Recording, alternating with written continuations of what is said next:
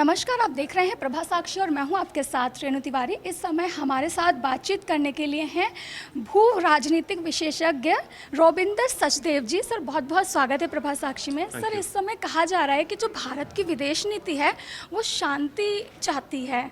जैसा कि मतलब हम समझें कि हमारे चारों ओर बांग्लादेश है, पाकिस्तान है, चाइना है, हम खुद दुश्मन देशों से घिरे हुए हैं। ऐसे में शांति को बहुत ज़्यादा महत्व दिया जा रहा है। इस पर आप क्या कहेंगे सर? ये शांति को तो सबसे अहम महत्व देना चाहिए, देना पड़ता है। जी और जो भी करता है इंसान शांति के लिए तो करता है। जी अगर हम अपने पड़ोसी देशों से अगर युद्ध में भी जाते हैं जी तो अल्टीमेटली हम तो शांति चाहते हैं ना, जी कोई भी देश। तो यस, शांति को देना चाहिए, but at the same time तैयार रहना चाहिए। जी और आई थिंक हम मॉडर्नाइजेशन कर रहे हैं, वेपनाइजेशन कर रहे हैं, हम इंफ्रास्ट्रक्चर बढ़ा रहे हैं, टेक्नोलॉजीज़ बढ़ा रहे हैं, जी तो हम पार्टनरशिप्स बढ़ा रहे हैं। जी तो इन सब चीज़ों का मिला जुला डेफिनेटली यस, हम युद्ध की तैयारी भी कर रहे हैं। चाहे कहा जाता है कि ये युग युद्ध का नहीं है, जियो और जीने दो का है, परंतु जैसी दुनिया हम अपने आसपास देख रहे हैं तो इसमें युद्ध की आशंकाएं हमेशा हो सकती हैं। तो उसके लिए तैयार रहना सबसे अहम ज़रूरी है। जी। सर, इस समय जिस तरह के विश्व में हालात हैं, सीरिया एक नया गढ़ बन गया है, इजराइल और हमास के बीच इतनी सारी टेंशन ऑलरेडी चल ही रही है, और रशिया और यूक्रेन तो अब अपने आखिरी पड़ाव में चल रहे हैं, न्यूक्लियर वॉर जैसी धमकियां चल रही हैं। तो ऐसे में हम किस तरह, भारत किस तरह से शांति मतलब कायम करने में अपना सहयोग दे पाएगा सर? देखिए, दुनिया में काफ़ी कॉन्फ्लिक्ट चल रहे हैं, नो डाउट। कोरिया चल रहा है, नॉर्थ साउथ, सूडान में सिविल वॉर चल रही है। इन सब में अगर भारत किसी एक में मीनिंगफुल कंट्रीब्यूट कर सकता है, मेरे विचार से वो है यूक्रेन को लेकर के। और उसमें प्राइम मिनिस्टर मोदी ने ऑलरेडी शुरुआत कर दी है। थर्ड टर्म में आने के बाद हमारी फॉरेन पॉलिसी बदली है। जी हमारी फॉरेन पॉलिसी अब ये कहती है कि हम दुनिया में एक्टिवली पार्टिसिपेट करेंगे। जी तो प्राइम मिनिस्टर गए मॉस्को, पुतिन से मिले, कीव गए जेलेंस्की से मिले, अमेरिका गए बाइडन से मिले क्वाड में, वापसी में न्यूयॉर्क में जेलेंस्की से मिले। क्यों मिले भाई? वापस इंडिया आए, फिर कजान ब्रिक्स गए, पुतिन से मिले।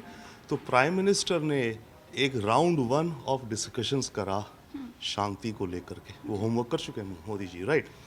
और आई थिंक हमारा प्लान ये है, single point, stop the war. Xi Jinping का 10 पॉइंट प्लान है यूक्रेन के लिए, जेलेंस्की का अपना है, प्राइम मिनिस्टर मोदी और इंडिया का आई थिंक 1 पॉइंट प्लान है। अब इसमें ये दोनों साइड्स, रशिया और यूक्रेन, थक जाएंगे या थका दिए जाएंगे। और ट्रंप के आने से और भी हो गया है कि ये युद्ध रुकने की कगार पे आ गया है। तो ऐसे में अब जब अमेरिका प्रेशर डालेगा यूक्रेन रशिया पे कि अब युद्ध को रोको, और इधर मोदी जी ने होमवर्क, ग्राउंड वर्क कर लिया, एक राउंड, दूसरा राउंड, और हमारी पोजीशन यूनिक है रशिया के साथ और अमेरिका के साथ। तो यहाँ पर एक बहुत अहम रोल बनता है इंडिया का।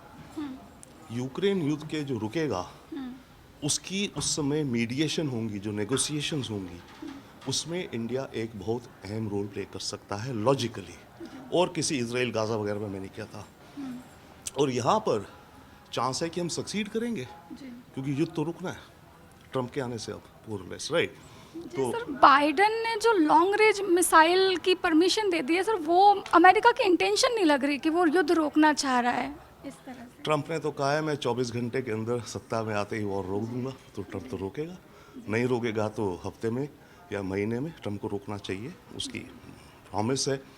अब बाइडन ने जो दिए हैं, इन्होंने कुछ इसलिए भी दिए लास्ट मिनट कि यूक्रेन की स्थिति नेगोशिएशन में स्ट्रॉन्गर हो जाए, कि 20 जनवरी तक जितना यूक्रेन खींच ले, रशिया को डैमेज कर ले, तो 20 जनवरी के बाद जब टेबल पे बैठेंगे तो पुतिन और ज़्यादा कमज़ोर हो गया होना चाहिए।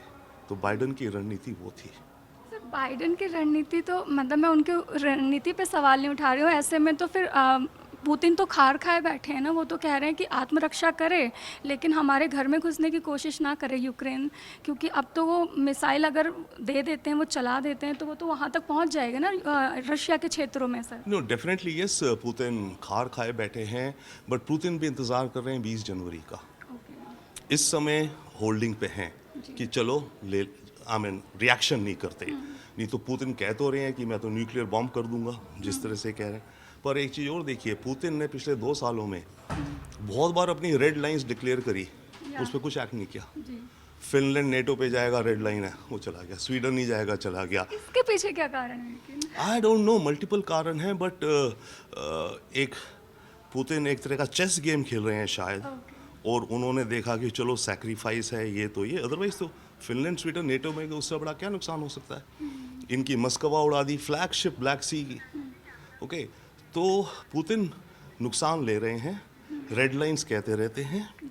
पहले तो रेड लाइन ये थी कि कुछ भी नहीं आएंगे, टैंक भी नहीं आएंगे, टैंक आ गए, रेड लाइन का क्या हुआ। तो एनीवे, तो पुतिन अब फिर कह रहे हैं कि ऐसा होगा तो हमारी सॉवरेनिटी को खतरा है, तो हम कुछ करेंगे डेफिनेटली।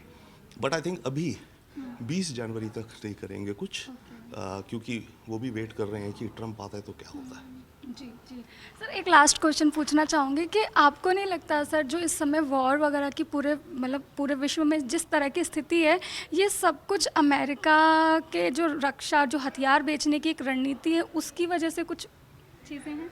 No, definitely yes. दुनिया में जो हो रहा है, एक कंपोनेंट विदाउट डाउट जिसे कहते हैं मिलिट्री इंडस्ट्रियल कॉम्प्लेक्स अमेरिका का, कि हथियारों की कंपनी है, वो हथियार बेचती हैं, पैसा कमाती हैं, और इसीलिए उनका इंटरेस्ट रहता है कि दुनिया भर में कहीं ना कहीं वॉर्स होती रहें। अफ़गानिस्तान 20 साल चल गई, अब अफ़गानिस्तान ख़त्म हुआ तो ओके, यूक्रेन। तो यस, वो इन्फ्लुएंस करती हैं। एक वो इन्फ्लुएंस करती हैं, दूसरा ऑयल कंपनीज। ये पिछले 100 वर्षों से ऑयल कंपनीज भी इन्फ्लुएंस करती हैं वॉर्स को।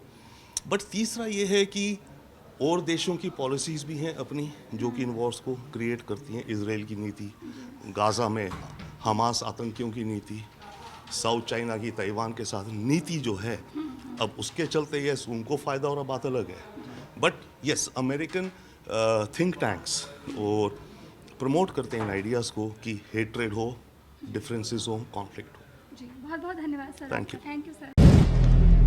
अगर आप भी लेना चाहते हैं देश दुनिया की तमाम जानकारी, तो आज ही सब्सक्राइब करें हमारे चैनल को। साथ ही नीचे दिए बेल आइकन को जरूर दबाएं ताकि हर अपडेट आप तक पहुंच सके।